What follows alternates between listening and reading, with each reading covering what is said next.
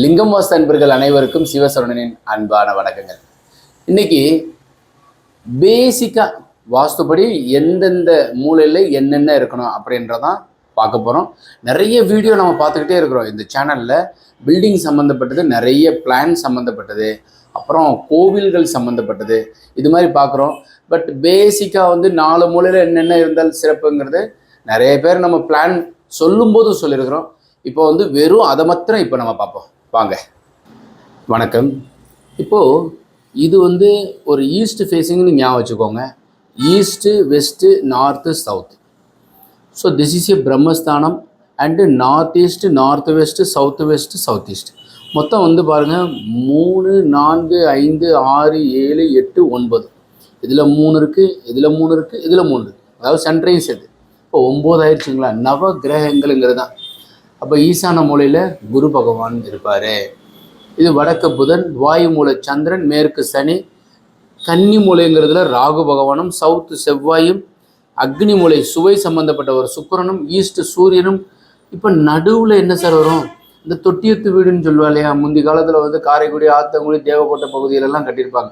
சென்ட்ரம் முற்றம் வச்சு கட்டுவாங்க. அதுக்கு பேர் தான். அப்போது கேதுவனுடைய ஏர் சர்க்குலேஷன் சரியாக ஸ்ட்ரைட்டாக உள்ளே வரணுங்கிறதுக்கு பெரிய முந்தி ராஜாக்கள் வீடு கட்டும் போதெல்லாம் இந்த மாதிரி சென்ட்ரா எந்த விதமான டாய்லெட் பாத்ரூமோ எதுவுமே அப்டக்கிள் இல்லாத அளவுக்கு, பில்லர்ஸ் எதுவும் வராத அளவுக்கு வீடு கட்டிக்குவாங்க.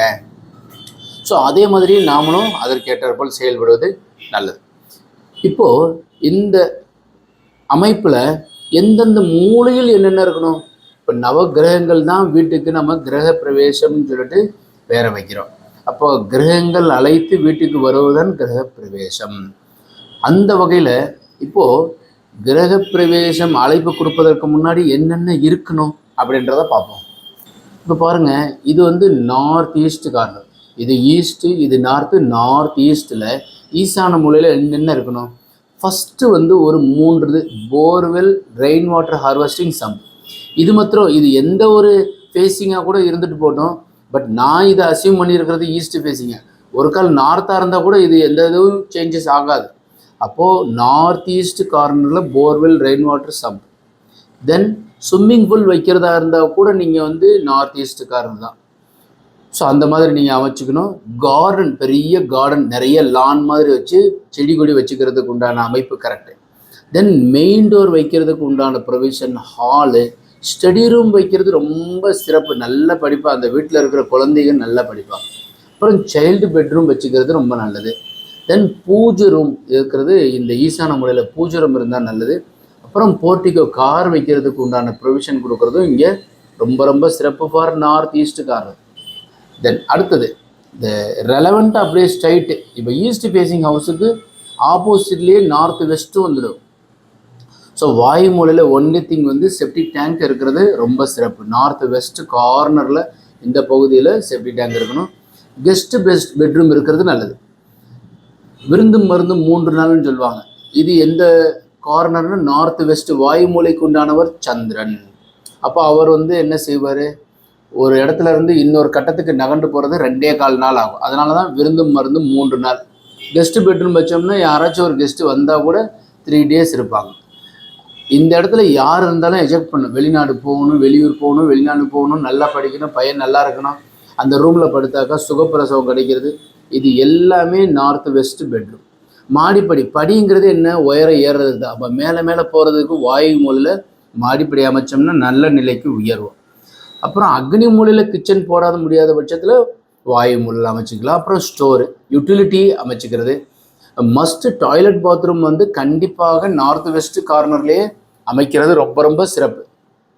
என்ன காரணம்னா, வாயு மூலையில் டாய்லெட் பாத்ரூம் இருக்கிறது நம்ம உடம்புல இருக்கிற கழிவையும் மனக்கழிவையும் அகற்றுவதற்கு உண்டான பகுதி தான் இந்த வாயு மூலை. இப்போ கன்னி மூலையை பார்க்குறோம். ஸோ 1, 2, 3 3வது ஐட்டம்.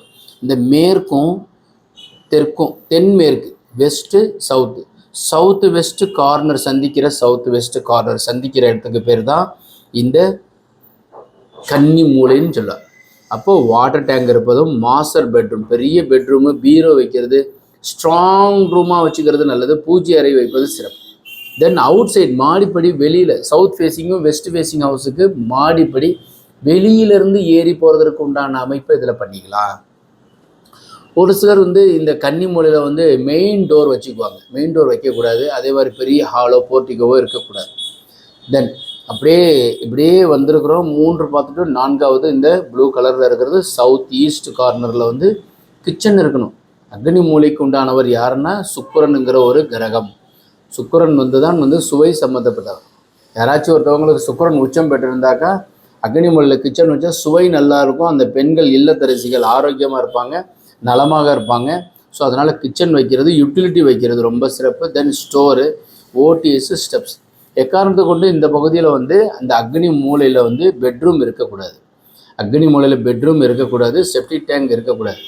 நிறைய அன்பர்கள் சவுத் ஃபேஸிங் ஹவுஸுக்கோ அல்லது ஈஸ்ட் ஃபேஸிங் ஹவுஸுக்கோ அக்னி மூலை முன்முகப்பில் வரும். சவுத் ஃபேஸிங் ஹவுஸுங்கிறது எங்கிட்ட வரும்னா இந்த பக்கம். இப்போ இங்கிட்டு பார்த்தீங்கன்னா அக்னி மூலை முன்னாடி இருக்கா, ஈஸ்ட் ஃபேஸிங் ஹவுஸ் முன்னாடி வருதா. ஒரு கால் இது ரோடாக வச்சோம்னா அக்னி மூலை, இது ரோடை வச்சா இது அக்னி மூலை. அப்போ அக்னி மூலையிலேயே வந்து என்ன பண்ணிடுவாங்கன்னாக்கா செப்டிக் டேங்க் வச்சுருவாங்க. அந்த மாதிரி தயவுசெய்து பண்ணாதீங்க. ஸோ இந்த 4 மூலையில் என்னென்ன இருக்கணுங்கிறது நான் சொல்லியிருக்கிறேன். இப்போ என்னென்ன இருக்கணுங்கிறது நம்ம சொல்லியிருக்கிறோம். என்னென்ன இருக்கக்கூடாது, அக்னி மூலையில் டாய்லெட் பாத்ரூம் இருக்கக்கூடாது, செப்டிக் டேங்க் இருக்கக்கூடாது. அதே மாதிரி ஈசான மூலையில் டாய்லெட் பாத்ரூமோ வாட்டர் டேங்கோ இது போன்றது இல்லாமல் பார்த்துக்கோங்க. அதே மாதிரி வாயு மூலையிலையும் மாஸ்டர் பெட்ரூம் மாதிரி அமைக்கக்கூடாது. கன்னி மூலையில் தென்மேற்கு சவுத்து வெஸ்ட் கார்னரில் எக்காரணத்து கொண்டும் தலைவாசல் இருக்கக்கூடாது. சவுத்து வெஸ்ட் கார்னரில் தலைவாசல் இருக்கக்கூடாது, போர்ட்டிகோவாக வரக்கூடாது, பள்ளமாக இருக்கக்கூடாது. இது போன்றது எல்லாமே இருக்கக்கூடாது. இருக்கிறது எது இருக்கணுங்கிறது உங்களுக்கு நான் சொல்லியிருக்கிறேன். அதன்படி நம்ம செயல்படுறது தான் நல்லது. ஸோ இப்போ நம்ம இந்த பிளானை இந்த அமைப்பு எப்படி இருக்கணுங்கிறது சொல்லியிருக்கிறேன். இது மாதிரி நிறைய தகவல்கள் உங்களுக்கு நாங்கள் வந்து இந்த யூடியூப்பில் உள்ள ஆல்ரெடி எங்கள் சேனலில் லிங்கம் வாசுவிலே நிறைய பிளான் இருக்குது குழி அமைப்போட. ஸோ இந்த பேசிக்காக வச்சு தான் நிறைய பிளான்ஸ் நாங்கள் அப்லோட் பண்ணியிருக்கிறோம். தேவைப்படுறவங்க உள்ளே போய் பார்த்து உங்களுக்கு தேவையான தகவல் அதிலிருந்து எடுத்துக்கலாம். ஒவ்வொரு வீடியோலையும் ஒவ்வொரு தகவல்கள் இருக்கும். ஸோ ஒரே மாதிரி இருக்காது, நிறைய தகவல்கள் கொடுத்துருக்குறோம்.